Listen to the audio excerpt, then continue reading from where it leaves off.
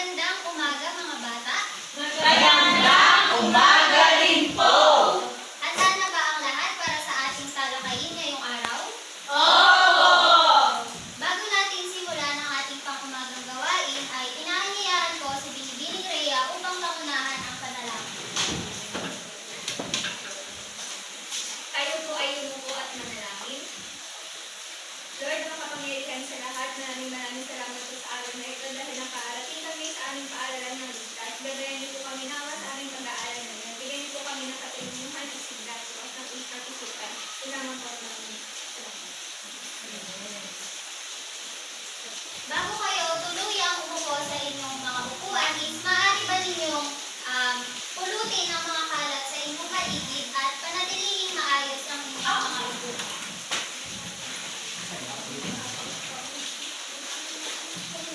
Maaari na kayo umupo. Thank you po. Maaari bang sabihin ng sekretarya sa klase nito kung sino ang lumiban ngayong araw? Wala po yung iba niyo. Okay, so maraming salamat. So, dito tayo sa gawain 1. Yung motivasyon, yung salitang sagot. So, dito is, magbibigay ako ng word wizard card na kung saan is, yung dalawang grupo is, hahanapin nila dito sa card na ito kung ano nga ba yung, kung ano yung sa tingin ninyo na konektado sa tatalakayin natin ngayong araw. So, dito ang Group 1 kay Rhea pag ganon, tapos Group 2 kay Joyce.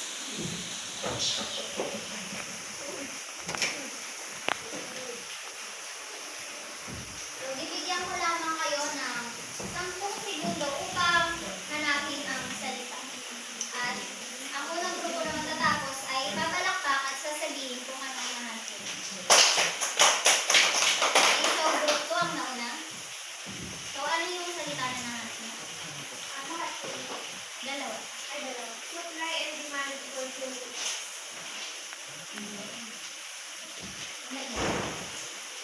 Supply and demand and pagkonsumo. Scarcity daw.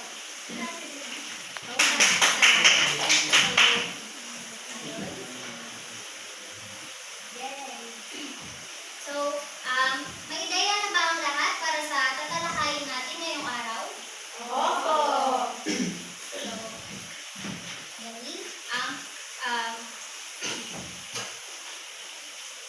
So, galing. Binibining Rhea, maaari mo bang sabihin kung ano ang tatalakayin natin ngayong araw? Bakit po dito sa binigay ni Ma'am? Meron itong supply and demand sa opportunity. Narito ay tumutulong sa akin ito sa mga pagbili at pagbenta.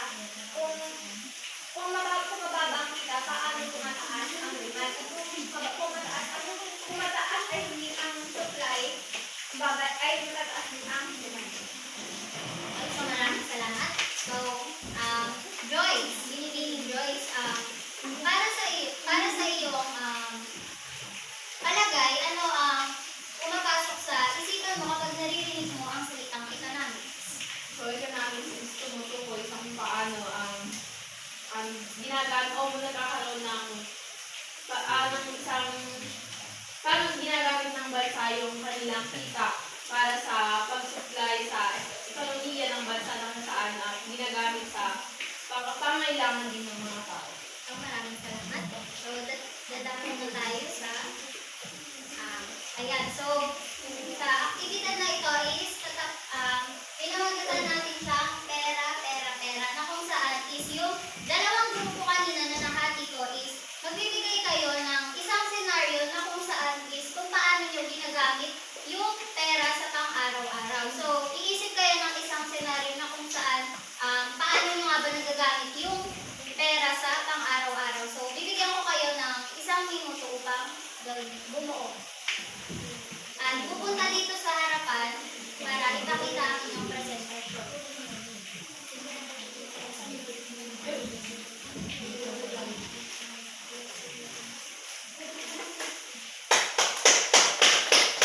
Okay, so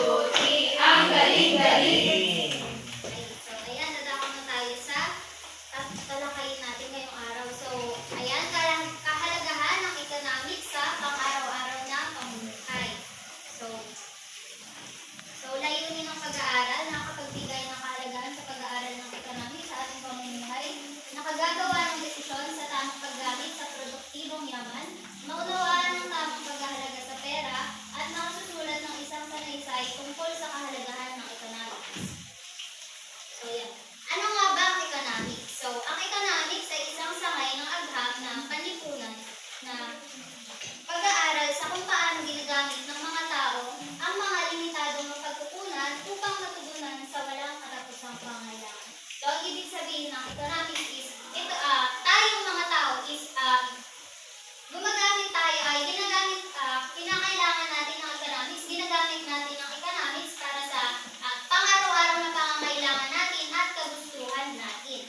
So, next ay mahalagang konsepto sa economics. Maaari mo ba itong basahin, Binibining Saniega? Mahalagang konsepto sa economics, scarcity o kakapusan. Nangangahulugan ito na ang mga pagkukunan ay limitado, samantalang mga pangangailangan at kagustuhan ng mga tao ay walang katapusan. So, ayun no. So, ang scarcity is nangangahulugan na ito na yung mga tao is pag dito sa scarcity, yung ginagawa ng mga tao dito is gumagawa sila ng mga pagpipilian o choices. Pangalawa ay ang opportunity cost. Maaari mo ba itong basahin? Binibining kasi yun. Opportunity cost o gastos ng oportunidad. Tumutukoy sa pagkawala ng mga potensyal na pakinabang na maaaring makuha mula sa pagdedesisyon. Dito sa opportunity cost, sinasabi dito na sa halimbawa, bibili ka ng sapatos. So, yung sapatos is mabibili mo siya sa isang pares lang.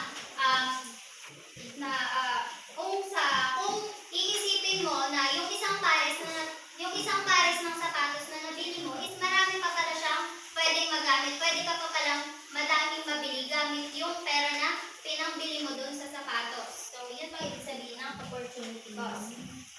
Pangatlo, supply at demand. Ini Alina. Ang supply ay dami ng mga kalakal at serbisyo na handa at kaya ng mga tao sa isang particular na presyo.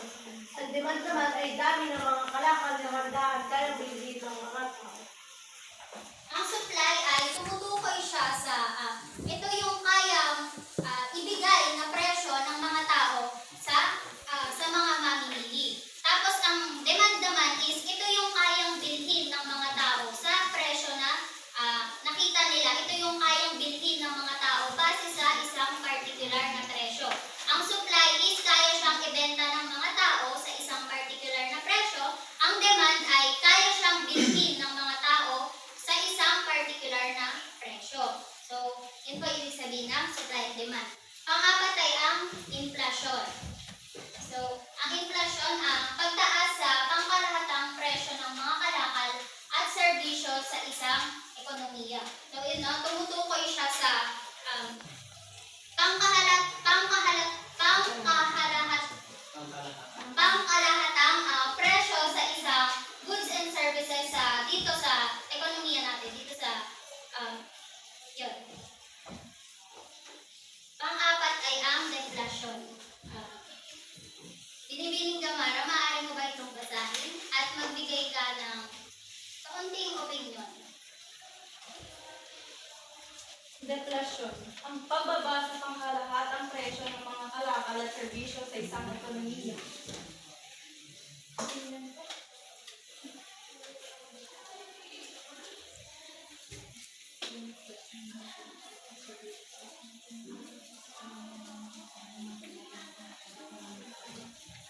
Ito po yung pangyayari na kung saan yung mga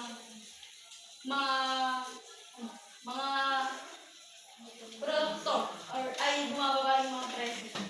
Maraming salamat. So, ayun, yung ibig sabihin ng deflation is yung demand ng isang goods and services ay bumababa habang yung supply naman ng mga pera is tumataas. So, dito sa deflation, pagbaba ng demand at yung supply ay, ang demand ay tumataas at yung supply ay bumababa. So, pang-anim ay ang pamamahagi. Mr. Baldon, maaari mo ba itong basahin at magbigay ng kaunting opinion? Mamahagi distribution, proseso ng pagdadala ng mga kalakal sa mga taong nangangailangan nito. Kumbaga po dito po yung pagbibigay po ng, kumbaga po sa lantanang pagbibigay po ng tulong sa kanila yung mga produkto na binibigay.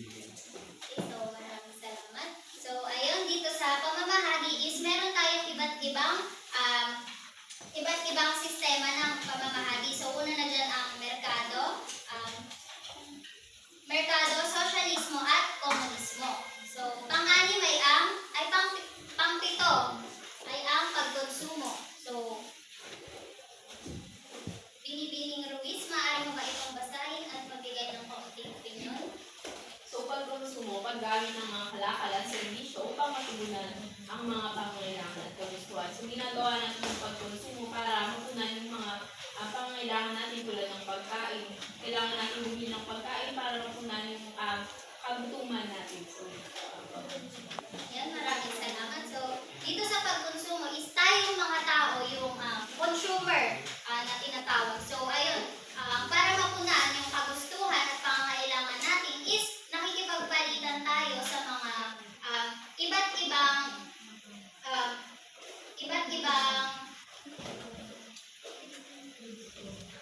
ibang produkto na kailangan natin. So, yun po ang ibig sabihin ng pagkonsumo. So, next is, ayan. So, ang economics ay nakatutulong sa pag-unlad ng isang bansa. Naiintindihan kung paano nakakaapekto sa bansa ang kilos ng ekonomiya at nauunawaan ang pamamaraan kung paano magagamit ang limitadong pinagkukunang yaman. O yan, dito, dumako na tayo sa gawain 3. Sagutin mo ako. So, ano to? Basahin at unawain ng mabuti ang bawat katanungan. Isulat ang sagot sa isang buong papel. So, maaari siyang sagutin nyo ang mga tanong na ito sa loob lamang ng 2 minuto.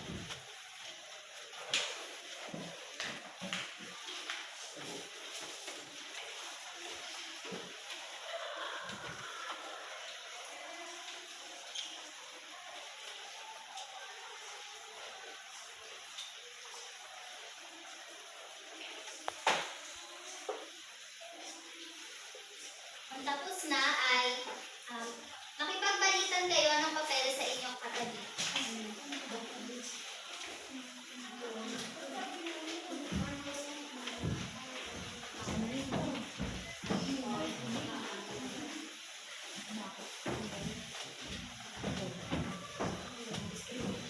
So, ang sagot sa number 1 ay tama. Pangalawa ay ang pangatlo, pang-apat,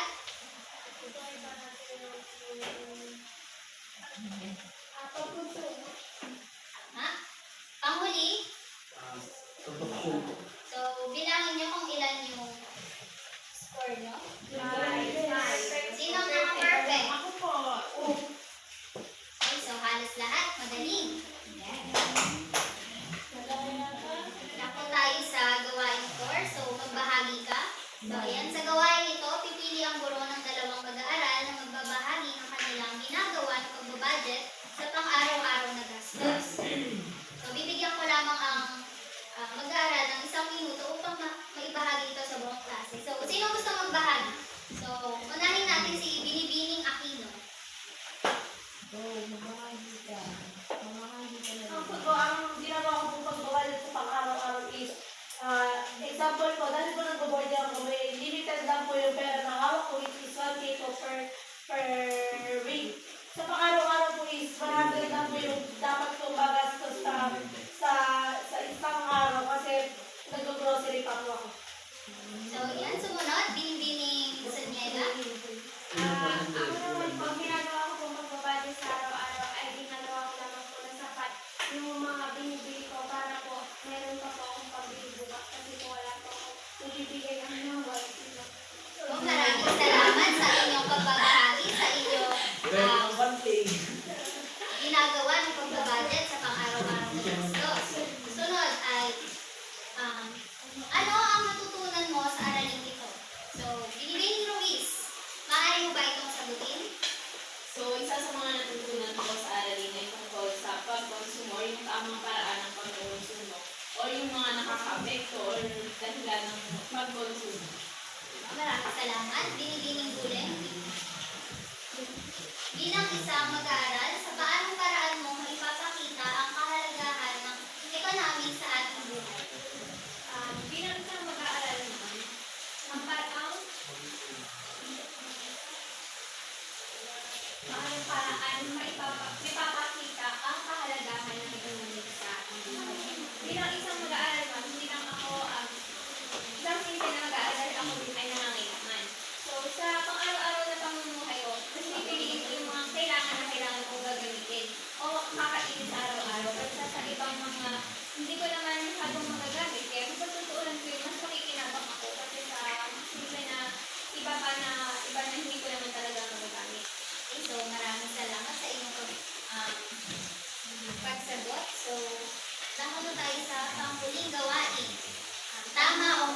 So, dito, sabihin ng salitang tamang-tama kung ang pahayag ay nagsasaad ng katotohanan at kalokohan naman kung ito ay sumasalamin sa maling pahayag. Panguna,